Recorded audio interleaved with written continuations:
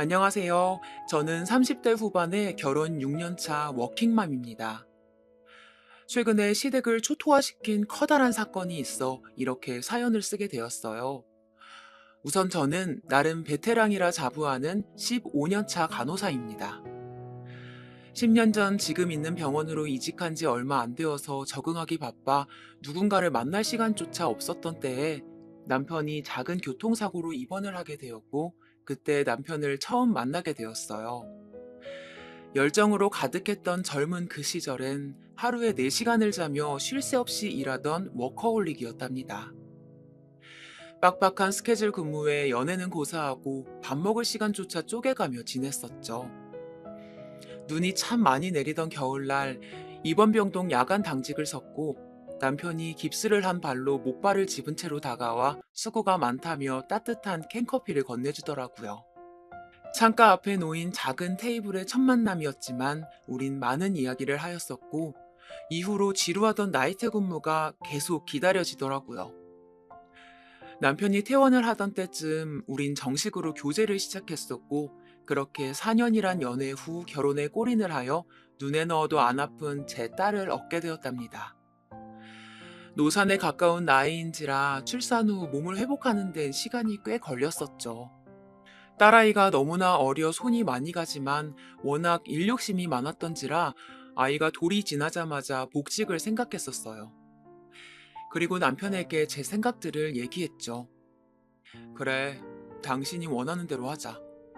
소연이는 베이비시터를 구하거나 엄마나 장모님한테 말씀드려 부탁해보지 뭐. 고마워, 여보. 항상 나를 존중해주는 남편 덕에 어린 딸아이의 걱정도 조금은 사그라드는 듯 했죠. 그렇게 시간이 흘러 딸 서윤이 돌잔치 날이 다가왔어요. 동서, 복직한다며? 어머니한테 얘기 들었어.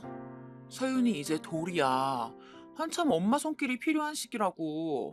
간호사 일이 뭔 대수라고. 서방님 벌이가 부족한 것도 아니고 도대체 무슨 생각으로 벌써 복직을 한다는 거야? 맞아요, 형님.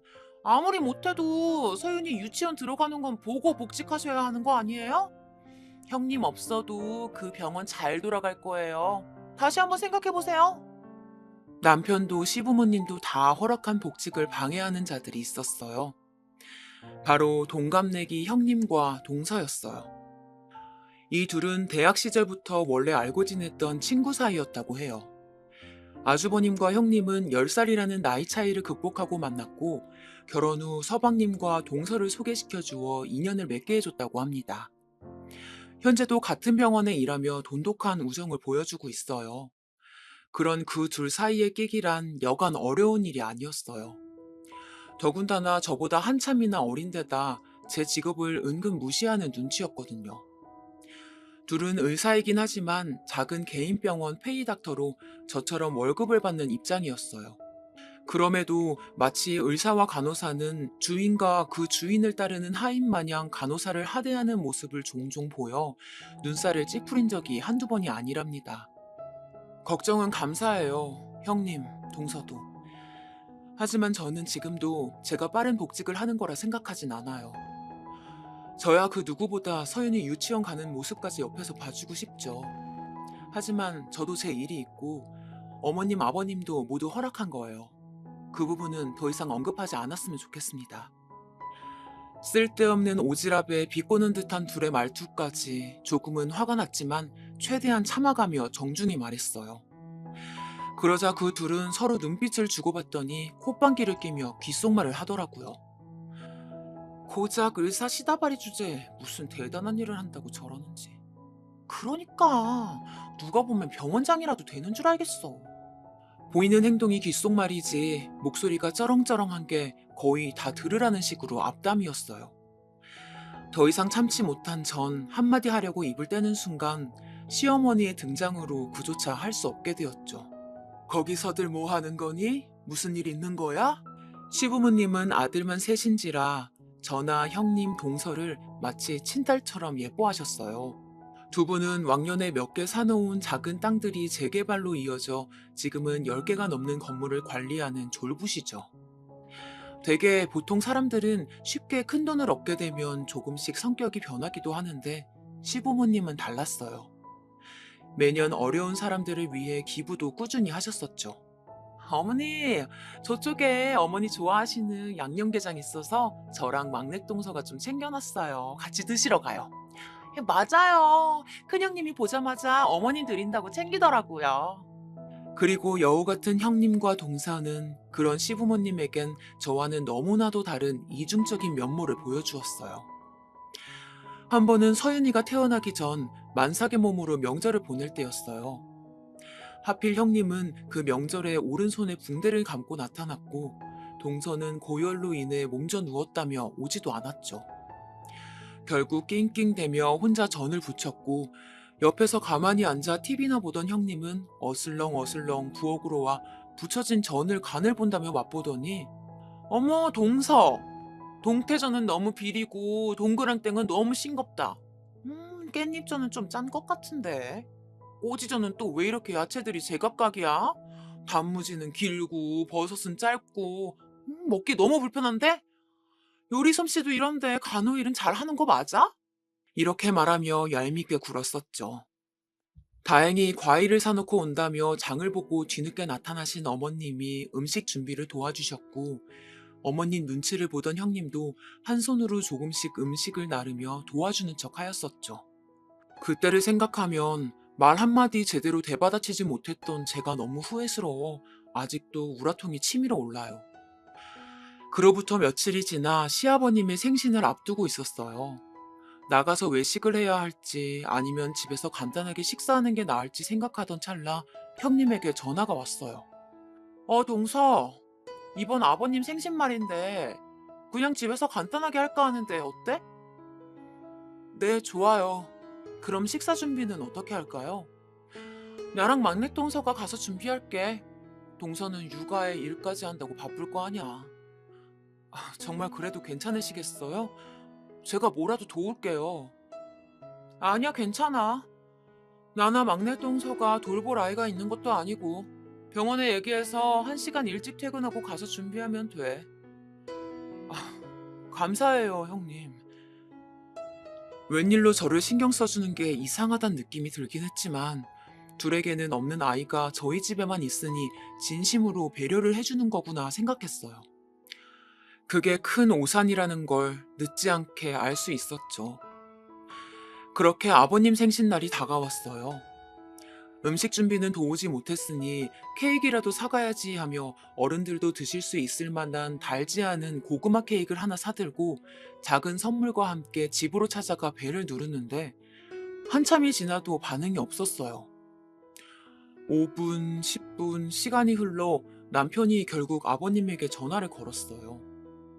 아버지, 저희 집에 도착해서 계속 벨 눌렀는데 혹시 안 들리시는 거예요? 뭐, 집이라고? 우린 첫째가 밥 사준다고 해서 셋째랑 같이 나왔지. 첫째 아가, 너 둘째한테 얘기했다 하지 않았니? 당신 혹시 형수한테 얘기 들은 거 있어? 형네가 밥 사준다고 나가서 드시고 계신다는데? 뭐? 분명 나한텐 집에서 간단하게 하자고 했었어. 식사 준비는 형님하고 동서가 한다고 해서 일부러 케이크 사들고 온 건데. 너무 어이가 없어 기가 차더라고요. 씩씩대며 저희는 식사 중이라는 한식집으로 찾아갔어요. 예약자를 묻는 직원에게 형님 이름을 대니 창가 쪽 룸으로 데려갔고 똑똑 하는 노크 소리 이후 문을 여니 모두의 시선이 저와 남편에게 집중되었어요. 식탁을 보니 이미 식사가 마무리되어 가는 듯 보였죠. 저희를 보자마자 입을 뗀 건 형님이었어요. 어머 동서! 원래는 집에서 하려고 했는데 도저히 나나 막내 동서가 시간을 뺄 수가 없어서 외식으로 바꾸자고 문자 남겼는데 못 받은 거야? 전 그 얘기를 듣자마자 바로 핸드폰을 확인해 보았지만 아무리 찾아봐도 문자 내역엔 형님에게 온 건들은 하나도 없었죠. 전 핸드폰을 들이밀면서 말했어요. 이것 보세요. 아무리 눈 씻고 찾아봐도 형님이 보낸 문자는 없다고요. 육아에 일까지 한다고 정신없어서 삭제한 거 아니야? 난 분명 문자 보냈어. 그럼 어디 문자 내역 보여주세요. 자꾸 문자를 보냈다며 우기는 형님에게 그러면 그 보낸 문자 내역을 보여달라고 하니 조금은 당황한 눈치더라고요. 그러더니 동서와 눈을 주고받더니 자기 핸드폰을 뒤지더라고요. 이걸 어쩌나? 내가 문자 내역이 쌓이는 게 싫어서 바로바로 삭제를 하거든. 정말 보낸 거 맞아. 그때 막내 동서도 옆에 있어서 봤다고. 그치? 맞아요. 저랑 아버님 생신 관련해서 상의하다가 외식으로 결정됐을 때 둘째 형님한테 문자 보낸다고 핸드폰 뒤적이는 걸 봤어요. 두 사람이 짜고 치니 저 한 사람을 바보 만드는 건 한순간이더라고요. 전 억울하고 어이없는 이 상황에 잠시 벙찐 채 있었더니 안절부절하던 어머니께서 입을 떼셨어요. 아이고, 서윤애미야. 나라도 전화를 해줬어야 하는데 미안하다. 어서 앉아라. 둘째도 어서 앉아. 오느라 고생했다. 아니에요, 어머니. 늦어서 저희가 죄송하죠. 아참, 아버님 생신 축하드려요. 이건 별거 아니고 아버님 요즘 무릎 쑤시다고 하셔서 관절약이랑 영양제 드리니 어머님하고 같이 챙겨 드세요. 전 뒤늦게 아차 싶더라고요. 어른들 앞에 계신데 너무 큰 소리를 냈나 싶으면서 아직까지 억울한 이 심정을 풀 수가 없어 마음이 너무 답답하더라고요. 전 가방에 봉투를 꺼내 시부모님께 내밀며 말했어요. 그리고 이건 큰 돈은 아니지만 어머님, 아버님 같이 나가서 맛있는 것도 사 드시고 옷도 사 입으시라고 넣어봤어요. 아이고, 뭐 이런 걸 신경 썼어. 소윤이 챙기기도 바쁠 텐데. 고맙구나. 제 봉투를 받아들며 인자한 웃음을 지으시는 아버님 옆으로 봉투를 빤히 바라보는 동서가 저와 눈이 마주치자 본인도 머쓱했는지 눈을 피하더라고요. 그런 저와 동서를 본 형님이 곧 얄밉게 한마디 거들었죠. 우린 밥 거의 다 먹었는데 어떻게 지금이라도 뭐 좀 시켜줄까? 그 얘기를 듣던 남편이 절 보더니 메뉴판을 건네며 말했어요. 그래, 당신 뭐라도 먹어야지. 아까 바빠서 점심도 못 먹었다며. 어머, 형님, 그 병원은 밥 먹을 시간도 보장이 안 되는 거예요?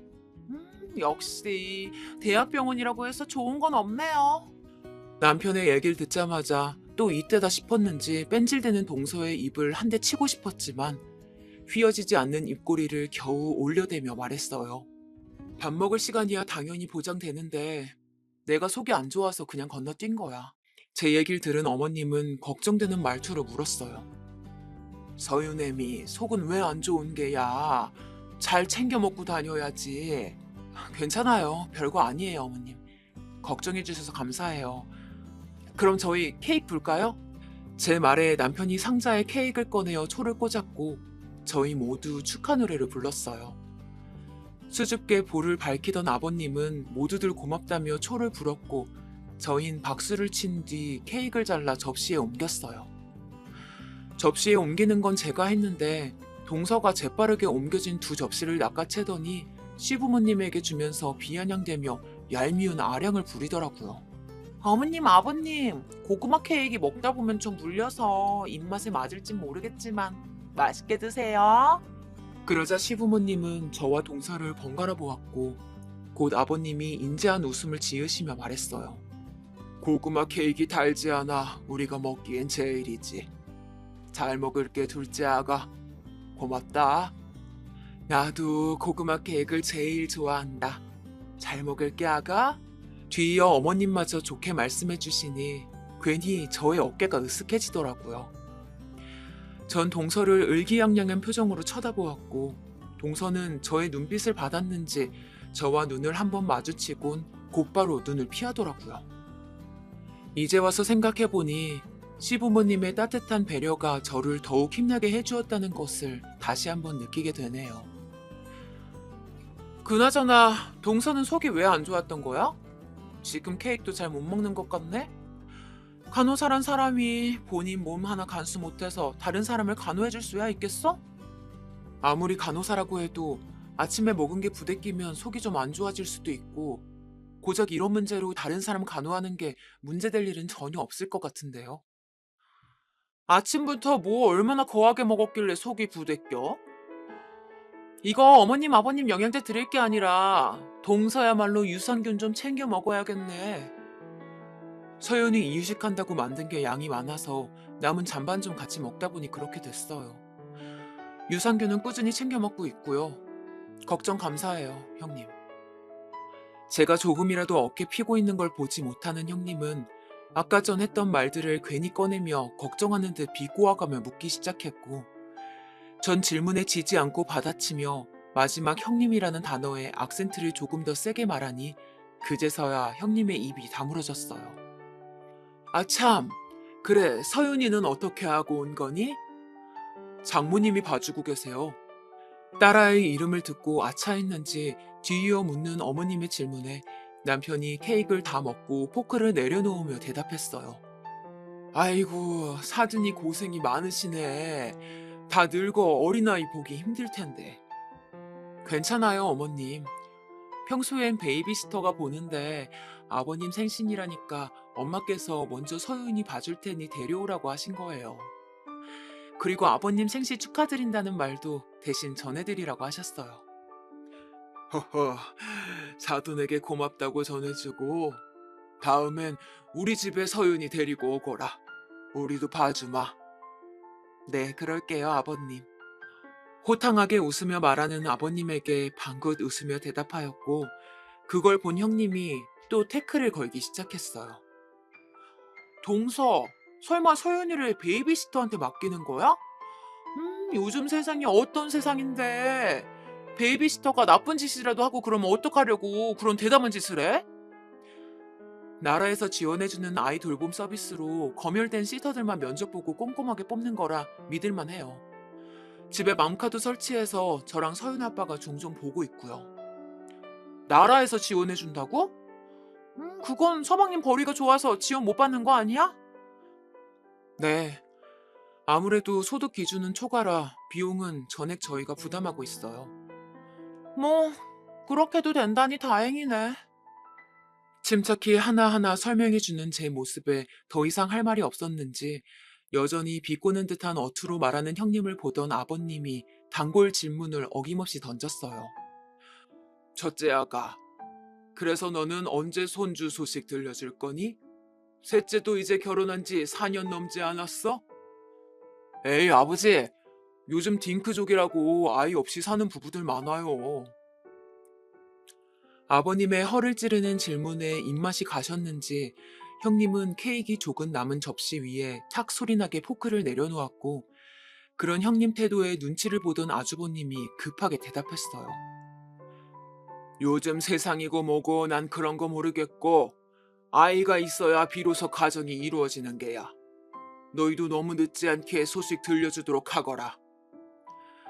이도 참, 밥 맛있게 먹으러 와서 잔소리는 그만합시다. 어머님의 제지로 아버님의 헛기침을 마지막으로 짧은 침묵이 오갔고 형님과 동서는 노력해보겠다며 되도 않는 억지 웃음을 지으며 시아버님의 생신은 파했습니다. 뭐 하나라도 꼬투리 잡으려 안달이 난 형님과 동서를 상대하고 나니 온 진이 다 빠져 몸살이 날 것 같았어요. 아니나 다를까 다음날 아침 고열로 인해 몸져 눕는 심세가 되었답니다. 남편에게 얘기를 들은 건지 어머님이 찾아와 병간호를 해주셨어요. 아이고, 얼굴 헬스케진 것 봐. 어제도 제대로 된 식사 한 번을 못하더니 아주 뼈밖에 없구나. 일단 죽이라도 먹자. 맑은 흰죽을 뜨거울까봐 후 불어가며 떠먹여주시는 어머님에게 전 연신 감사하단 말만 남겼어요. 그렇게 죽을 모두 비우고 얼음이 담긴 주머니를 이마에 올려주신 어머님이 몸이 너무 약해진 것 같다며 아버님께 말해 한약이라도 쥐어주신다는 걸 두 손을 저어가며 괜찮다고 말렸지만 결국 어머님은 아버님에게 전화를 하러 가셨고 그로부터 몇 시간 후 열이 떨어진 것을 본 어머님은 집으로 돌아가셨어요. 그렇게 또 시간이 지나 퇴근 시간쯤 누군가 배를 눌러 어머님이 뭘 두고 가셨나 봤더니 형님과 동서더라고요. 어쩐 일인가 하여 문을 열어주니 팔짱을 낀 채 삐딱한 표정으로 절 보고 있더라고요. 어머, 형님, 동서, 여긴 무슨 일로 오셨어요? 인연 보세? 손님이 왔으면 먼저 안으로 들어오라고 하는 게 예의 아닌가? 순간 전 제가 뭔가 잘못 들은 건가 했어요. 다짜고짜 찾아와 욕짓거리라니. 전 어이가 없었지만 일단은 안으로 들어오라고 하였고 제 말이 끝나기도 전에 제 어깨를 밀치며 안으로 들어오던 둘은 겉옷과 가방을 소파에 벗어던지며 다리를 꼬고 앉아 저를 위아래로 훑어보더라고요. 아프단 사람이 참 멀쩡해 보이네. 이거 꾀병 부린 거 아니야? 좀 누워서 쉬었더니 열이 좀 내려간 거예요. 그나저나 어쩐 일로 오신 거예요? 아버님이 큰형님한테 형님 아프니까 한약 좀 지어서 갖다 바치랍디다. 도대체 아버님하고 어머님을 어떻게 구워 삶았길래 저렇게 형님한테 쩔쩔매는 거예요? 제 물음에 동서가 커다란 등치에 걸맞는 큰 소리로 대답했고 전 그제서야 이 상황이 조금은 이해가 가더라고요. 분명 엄살 부리면서 불쌍한 척 해댔겠지. 이 여우 같은 년. 우리가 무슨 이 심부름꾼인 줄 아니? 서윤이 방에서 자고 있어요. 목소리 줄이세요. 그리고 전 한약 괜찮다고 극구 사양했고 그걸 형님한테 시킬 거라고는 생각도 못했다고요. 그러니 여운이 뭐니 전 그런 욕 들을 이유 없습니다.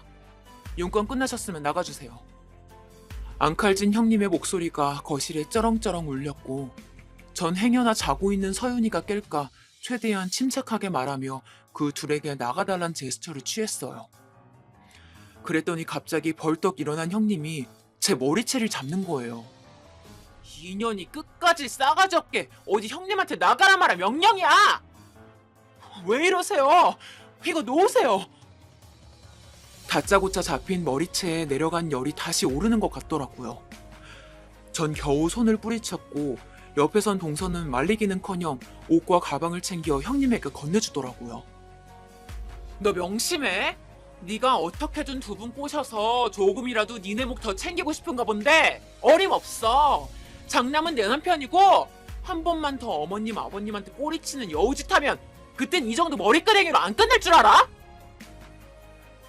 끝까지 소리를 고래고래 지르던 형님은 동서가 주는 겉옷을 챙겨 입으며 집을 나갔고 그제서야 전 서러움에 복받쳐 눈물이 나더라고요. 제가 울기 시작하니 아까 큰 소리로 떠들던 형님과 동서의 모습에도 깨지 않던 서윤이가 덩달아 울며 깼어요. 뒤늦게 약봉지를 사들고 돌아온 남편이 울고 있는 저와 서윤이의 총체적 난국인 모습을 보더니 놀라 헐레벌떡 왜 우냐고 많이 아프냐고 제 이마를 짚어주었고 전 일단 서윤이부터 달래어달라고 말한 뒤 호흡을 가다듬으며 진정을 가했죠. 그렇게 제 울음이 그칠 때쯤 서윤이도 다시 잠들었는지 조용해졌어요. 그리곤 남편이 다시 거실로 나와 약과 물이 담긴 컵을 가져다 주며 자초지종을 물었고 전 아까 있던 일들을 모두 설명했죠.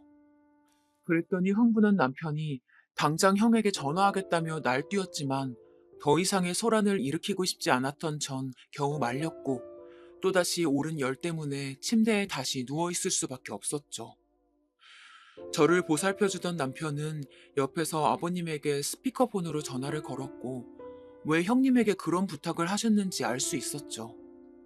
어제 아버님 생신 때 형님은 자기 친한 친구가 한의사라며 한약을 지어 갖다 주었고 그 얘기를 들었던 아버님은 형님의 친구가 한의사라고 하니 제 한약도 형님에게 부탁을 했던 것이었죠.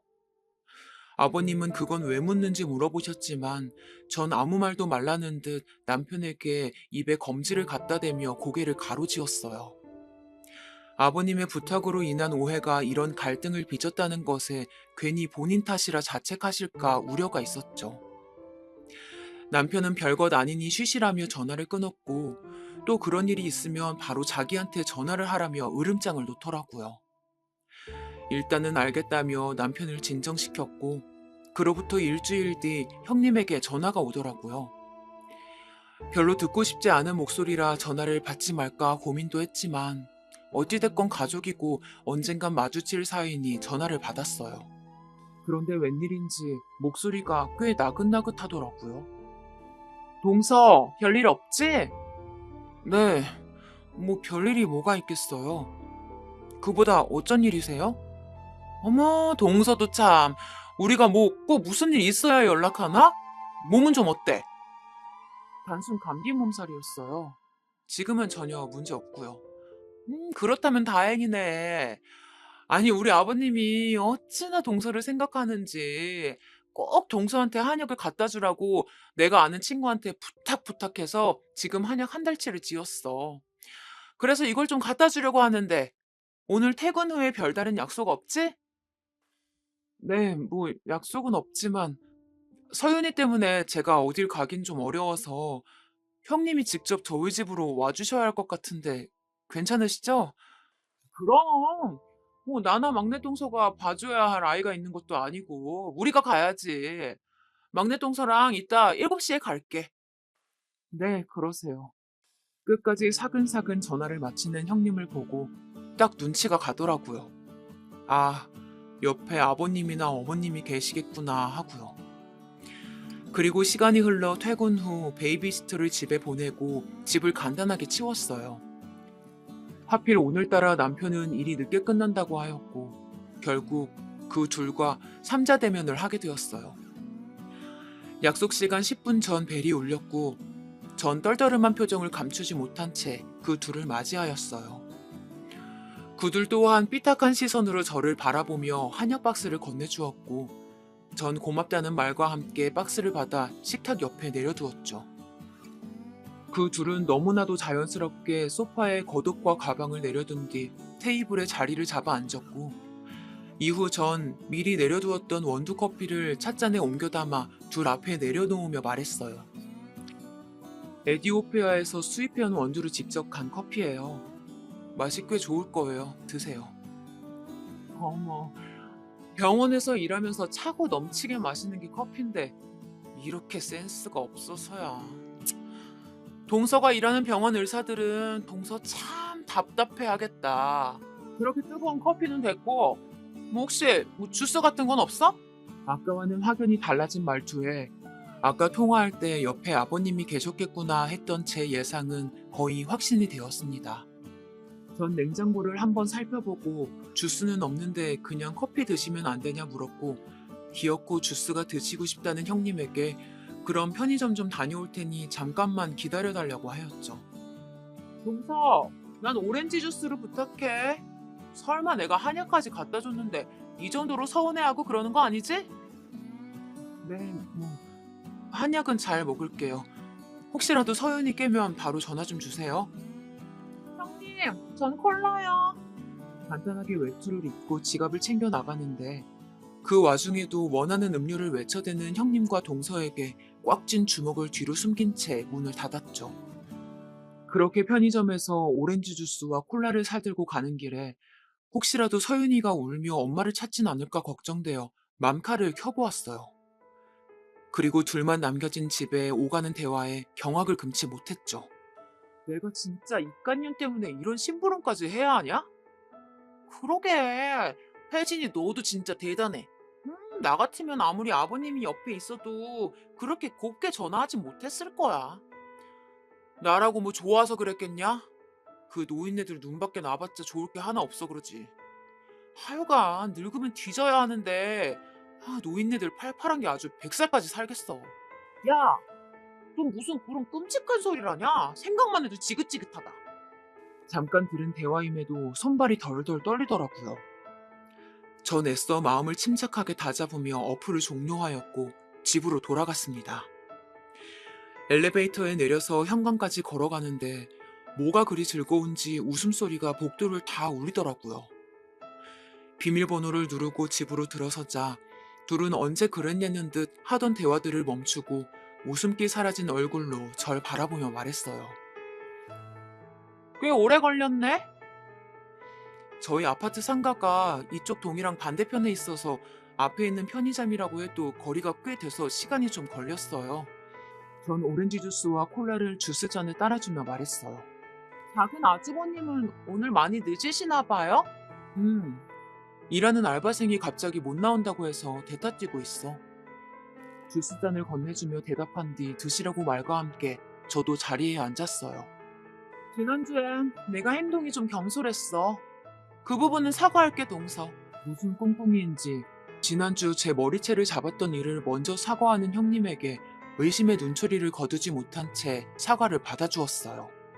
그런데 동서도 알다시피 우리 남편이나 막내 동서 남편은 아버님 밑에서 건물 관리인으로 뭐 잡다한 이런저런 일 다 하는데 월에 얼마 받는 줄 알아?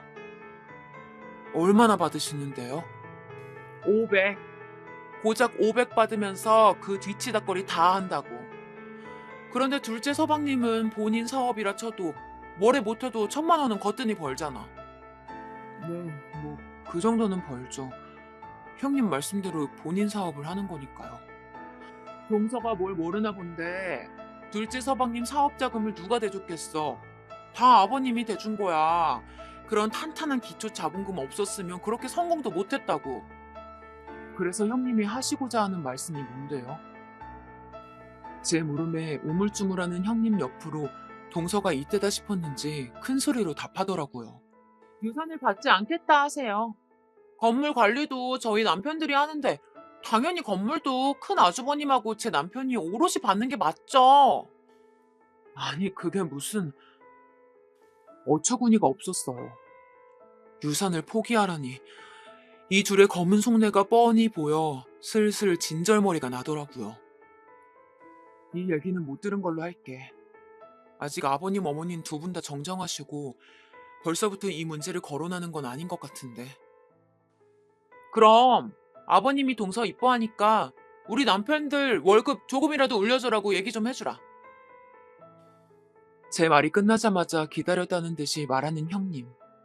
이건 또 무슨 소린지 더 이상 이 둘의 얘기를 들으면 안 되겠다 싶었죠. 그런 얘기는 제3자인 제가 드리는 것보다 형님이랑 동서가 하는 게 맞다고 보는데요.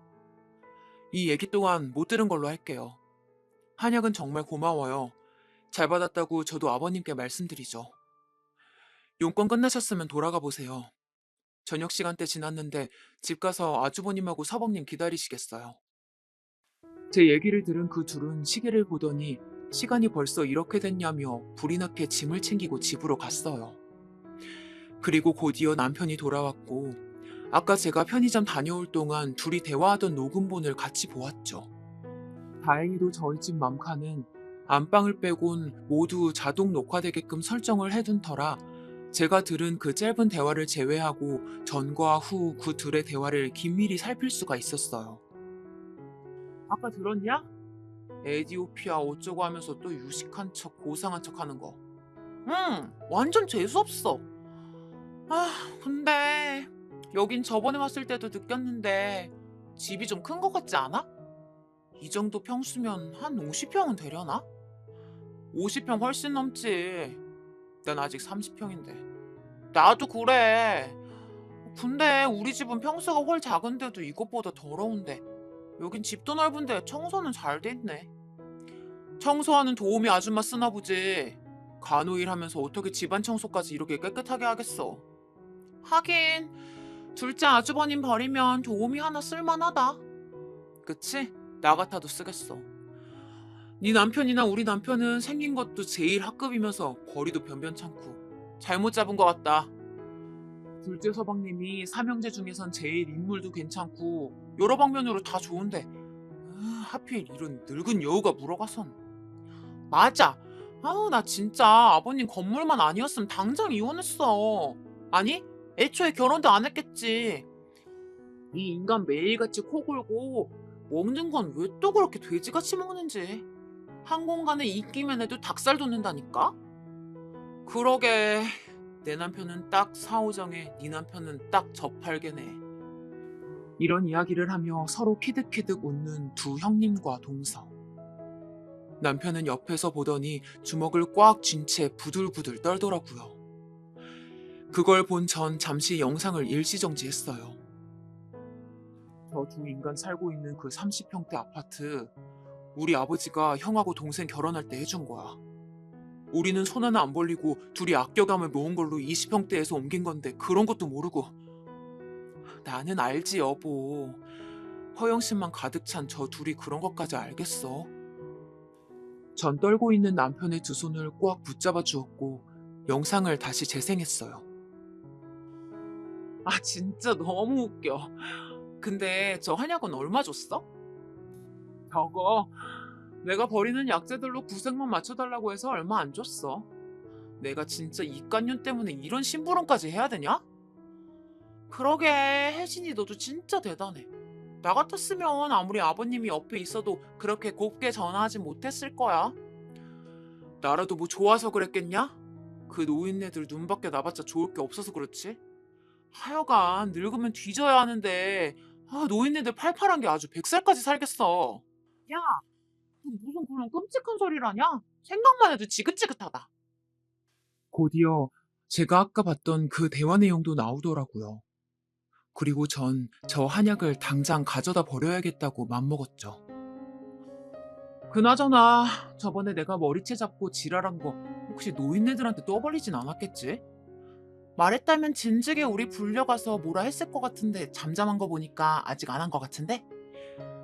야, 우리 이따 얘 오면 제안 하나 할까? 제안? 무슨 제안? 유산 포기하라고. 그것도 안 되면 노인네들이 예뻐해주니까 네 남편하고 우리 남편 월급 좀 올려달라고 부탁 좀 해달라고 말해보는 거야. 전혀 안 들어줄 것 같은데. 당근 안 들어주지. 그냥 말만 던져보는 거야. 어떻게 반응하나. 까놓고 말해서 건물 관리는 네 남편이랑 우리 남편이 다 하는데 유산도 오롯이 받는 게 맞지. 둘 월급이라고 해봤자 서방님 한 달에 버는 것보다 한참 모자라는데. 그것도 맞지. 지는 돈 잘 버는 번듯한 남편도 있으면서 유산까지 똑같이 나눠받길 바라면 욕심이지.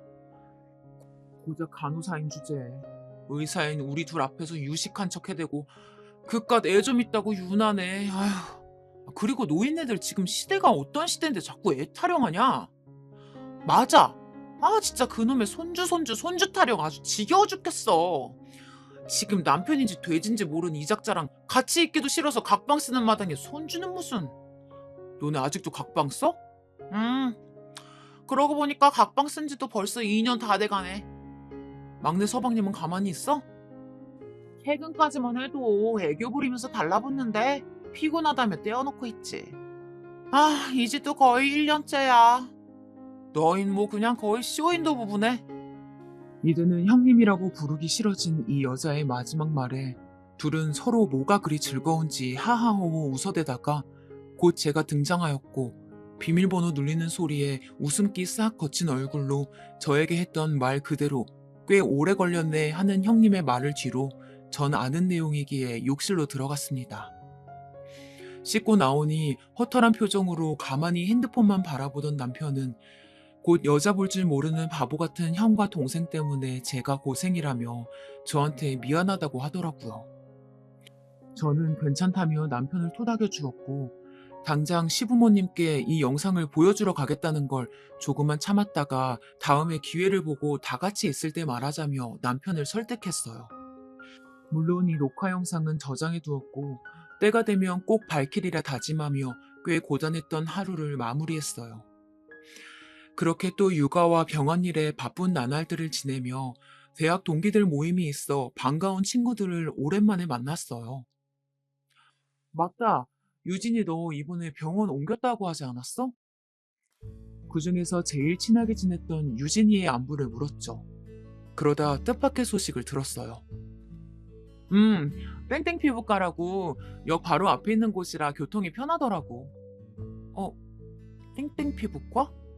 거기 우리 형님하고 동서가 페이닥터로 있는 곳인데?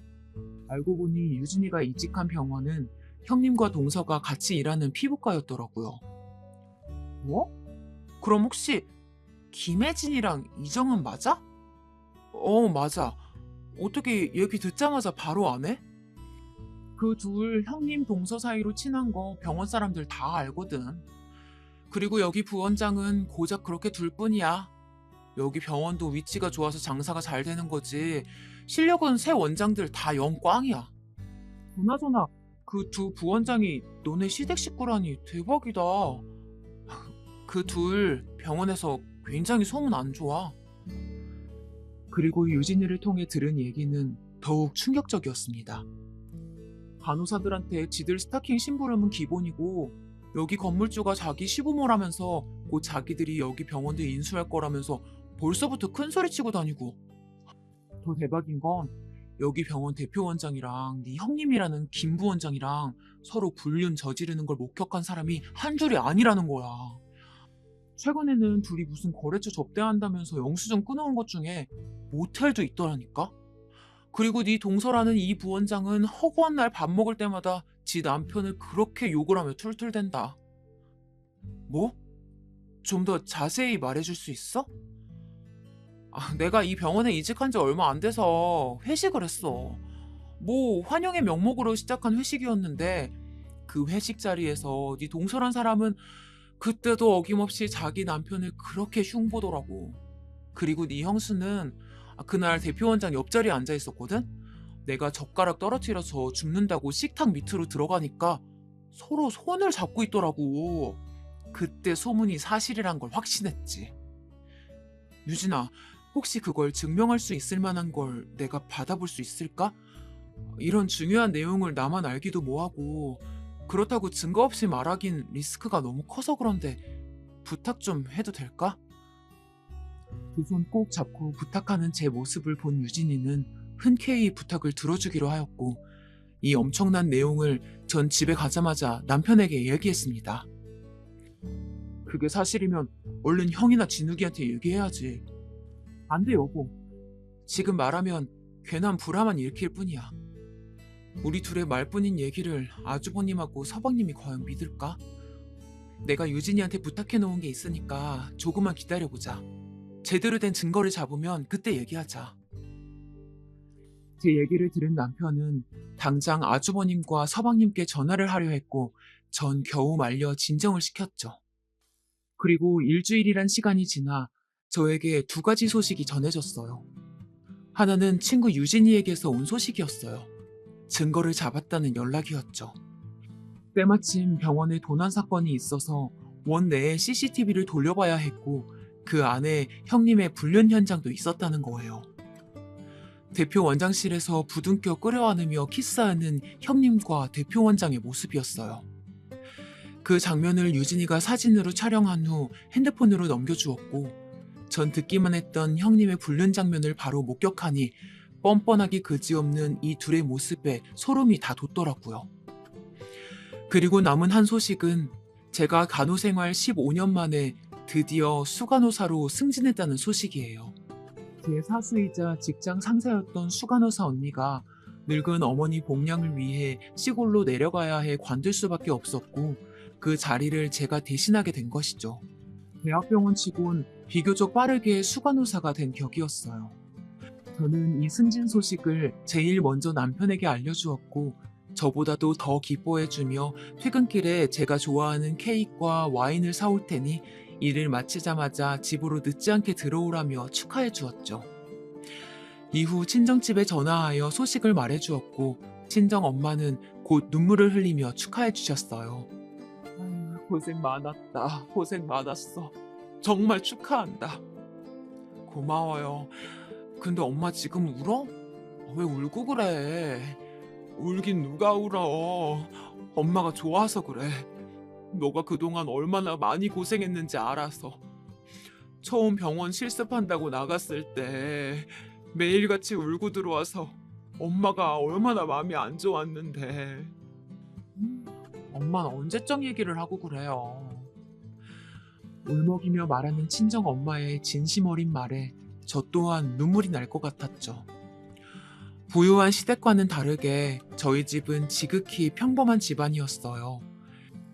일반 중견기업에 30년 넘게 종사하시며 자식들에게 손 벌리고 싶지 않다며 정년퇴임을 미루고 계시는 조금은 가부장적인 아버지와 이제는 텃밭에 자라는 작물들을 보며 즐거움을 느끼시는 가정주부이신 어머니. 간호사라는 직업이 아무래도 여성의 비율이 많았고 소위 말하는 텃세에 빡빡한 스케줄 근무까지 더해져 제 첫 사회생활은 그야말로 아비규환이었어요. 그럼에도 전 꿋꿋이 버텨냈고 무엇보다 이 일이 힘들긴 하여도 보람있고 재미있었어요. 그렇게 과거를 잠시 회상하게 했던 친정엄마와의 전화를 끊고 시어머님에게 전화를 걸었어요. 어머님, 건강 잘 챙기며 지내고 계시죠? 그럼 우리 둘째 아가 덕분에 잘 지내고 있지. 서윤 애미도, 서윤이도, 서윤 애비도 다 잘 지내지? 네, 그럼요, 어머님. 다름이 아니고 제가 이번에 병원에서 수간호사로 승진을 하게 됐어요. 아이고, 우리 서윤 애미가 아주 대견한 일을 했구나. 승진이라니 정말 축하한다, 아가. 감사해요, 어머님. 그래서 말인데, 제가 이번에 한우 잘하는 집으로 모셔서 한 끼 제대로 대접해드리고 싶은데, 시간 언제가 괜찮으세요? 에이, 얘는, 한우는 무슨, 우리는 괜찮다. 그 돈으로 너희들 맛있는 거 하나라도 더 사 먹어라. 아니에요, 어머님. 제가 진심으로 대접해드리고 싶어서 그래요. 저 이번에 승진 보너스도 나와요. 아이고, 그래. 그럼 너희 시아버지랑 상의해서 시간 말해주마. 다시 한번 축하한다. 우스갯소리로 보너스 얘기를 하니 하하하 웃으며 호탕하게 웃으시던 어머님이 곧이어 대답하셨고 전 고맙다는 말을 끝으로 전화를 끊었어요. 이후 퇴근 시간이 되었고 집에 가니 촛불로 된 길이 있더라고요. 그 길을 따라가니 케이크와 꽃다발을 들고 있는 남편이 있었고 전 너무 감동한 나머지 그 자리에서 엉엉 울고 말았답니다. 프로포즈 때 이후로 처음 받아보는 이벤트에 전 연신 고맙단 말을 아끼지 않았고 그런 저를 남편이 꼭 안아주었죠. 도저히 이 분위기에선 형님의 불륜 현장 사진을 보여주는 건 어렵겠다 싶어 전 남편에게 그날은 그 사진을 공개하지 못했어요. 그렇게 그 사진이 잊혀갈 때쯤이었어요. 어머님에게 기다리던 연락이 왔어요. 이번 주 일요일 저녁에 시간이 어떠냐는 물음에 흔쾌히 알겠다 하였고 형님과 동선에도 오는데 괜찮냐는 질문에 기꺼이 괜찮다고 축하하는 자리에 더 많이 온다면 오히려 좋다고 대답했죠. 그리고 약속한 일요일 저녁 예약자인 제 이름을 말하자 작은 룸으로 안내해 주었고 미리 주문도 해놓았던 터라 자리에 앉자마자 고기를 먹을 수 있게 준비가 다 되어 있었어요. 2 플러스 한우만 고집한다는 소문난 한우집의 메뉴판 속 가격을 보더니 어머님이 놀래며 말씀하셨어요. 둘째 아가, 이거 가격이 너무 센 거 아니야? 우린 그냥 소고기집을 가도 되는데. 아니에요, 어머님. 여기 맛집이라고 TV에도 나오고 꽤 소문난 곳이에요. 맛있게 드세요. 아버님도요? 그래, 고맙다. 잘 먹으마. 나도 아는 양반이 의료계 종사해서 물었더니 거 대학병원에서 수간호사 되려면 20년은 있어야 한다더라. 아주 대단하다, 둘째 아가. 승진 정말 축하한다. 제 어깨를 토닥이며 축하한단 말을 아끼지 않는 아버님에게 고맙다며 고개를 숙였고 그 옆으로 형님과 동서의 대화가 들리기 시작했어요. 어머, 수간호사가 뭐라고 생쇼야? 그러게요. 누가 보면 병원 개업이라도 한 줄 알겠어요. 그니까 의사 시다발이 중 대빵인 거잖아. 한유 중에 제일 가는 한유면 뭐해? 그래봤자 한유인데. 잠잠한가 했더니 역시나 비아냥거리며 저를 무시하는 형님과 동서였죠. 심지어 간호사를 한여와 같은 취급을 하면서 말이죠. 그 전이었다면 어른들 앞이니 참자. 그래 걔는 지져라 하면서 무시하고 넘겼을지 모를 일이지만 그 둘의 실체를 너무나도 많이 알게 된 지금은 그냥 넘어갈 수가 없더라고요. 형님, 그리고 동서. 저는 지금껏 두 분이 저를 그렇게 무시하시길래 얼마나 행실이 올바른가 했더니 오히려 개차반이던데요? 뭐? 무슨 헛소리야, 동서. 지금 말 다 했어? 그래요, 형님. 큰형님하고 제가 뭘 어쨌길래 개차반이라는 소리를 하세요? 아직까지도 뻔뻔하게 큰 소리를 내는 둘의 모습에 전 핸드폰을 꺼내들어 전에 맘카로 녹화해둔 영상을 틀어 보여주었어요. 어머님, 아버님, 축하해주시는 이 좋은 자리에 이런 소란을 끼쳐드려 죄송합니다만 이걸 다 듣고 보았음에도 모른 척하고 넘어갈 수가 없어서요. 응? 그게 뭔데 그래? 괜찮으니 틀어봐라. 제가 의미심장한 말을 남기며 핸드폰 영상을 들이밀자 궁금하셨던지 아버님이 대답해 주셨고 전 맘 굳게 다잡고 보시라는 말을 끝으로 동영상을 재생했어요. 그리고 영상이 나오자마자 형님과 동서는 사색이 된 채 영상이 재생되고 있음에도 저에게 소리치며 말했죠. 동서, 이게 무슨 개수작이야? 지금 우리 몰래 촬영한 거야? 몰래 촬영이라뇨, 형님. 맘카라고 서윤이 때문에 제가 집안에 설치해둔 게 있다고 아버님 생신 때 분명 말씀드렸는데요. 맘카인지 뭔지 그게 도대체 뭔데? 애도 없는데 우리가 그런 걸 어떻게 알겠어? 맘카는 집에 있는 CCTV 같은 거예요. 실시간 녹화되는 거고요.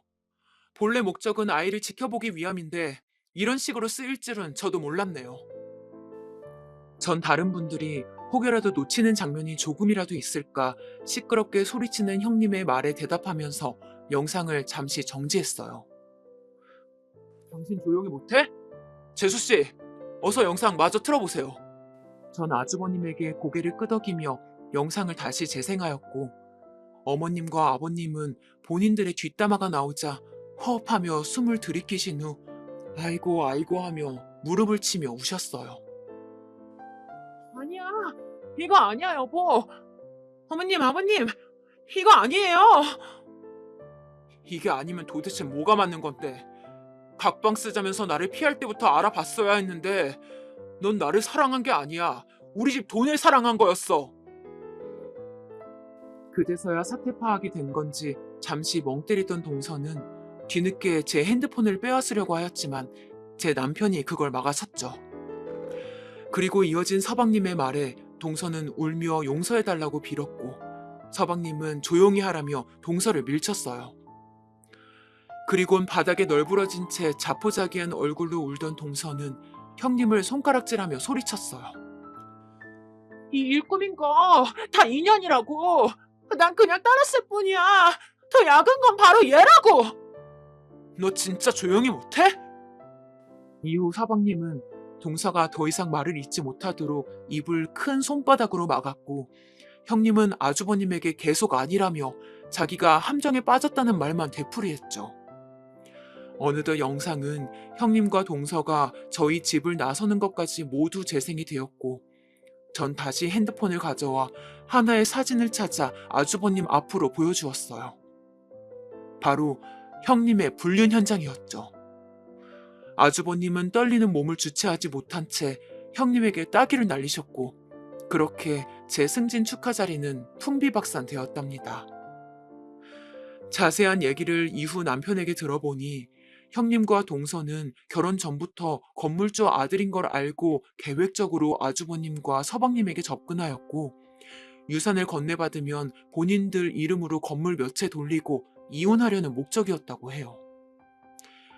꼬리가 길면 밟힌다는 말이 있죠. 형님과 동서의 선 넘은 욕심과 허영심은 본인들을 파멸의 길로 인도하는 헛된 것들이었죠. 그 이후로 형님과 동서는 위자료와 재산 분할 하나 없이 이혼당했다고 합니다. 형님과 동서 사이도 멀어질 대로 멀어져 이제는 서로 보기만 하면 물어뜯는 앙숙이 되었다고 해요. 그리고 불륜남녀로 소문나버린 대표원장과 형님은 의사협회에서도 왕따를 당했고 병원도 문을 닫았다고 합니다. 그리고 전 이 소식을 들려준 유진이에게 전화를 걸었어요. 유진아, 나 때문에 실업자 돼서 어떡해? 미안하고 고맙네. 괜찮아. 그런 불륜이 난무하는 더러운 병원에선 나도 일하고 싶지 않았어. 그리고 나도 이참에 좀 쉬면서 애들 좀 보려고. 워킹맘 이거 여간 힘든 게 아니잖냐. 유진이의 마지막 말이 와닿더라고요.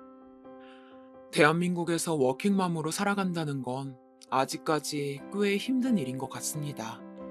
회사 눈치 보랴, 아이 눈치 보랴, 집안일 하랴. 이런 힘든 환경 속에서도 아이를 위해, 가정을 위해 일하시는 이 시대의 대한민국 워킹맘들 모두 힘내시고요. 이후로 저에겐 시댁에 스트레스 주던 둘이 사라져서인지 곧 평화가 찾아왔어요.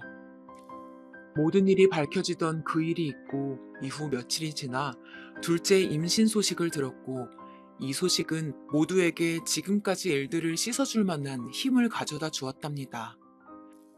남편은 물론이고 시어머님은 그런 저를 얼싸안은 채 고맙다고 오셨고 시아버님도 저의 어깨를 두드리며 둘째 아가가 우리 집의 복덩이라며 축하한다고 고맙다고 말을 아끼지 않으셨어요. 혹시라도 이 일로 저를 원망하진 않을까 걱정도 되었던 아주버님과 서방님은 되려 저에게 그런 사기 결혼을 더 늦지 않게 멈출 수 있도록 도와주어서 고맙다 하셨고, 저도 괜한 걱정을 하였다는 걸 뒤늦게 깨달았답니다. 그렇게 시댁도 조금씩 웃음을 되찾아갔답니다. 그럼 지금까지 저의 긴 얘기를 들어주셔서 감사합니다.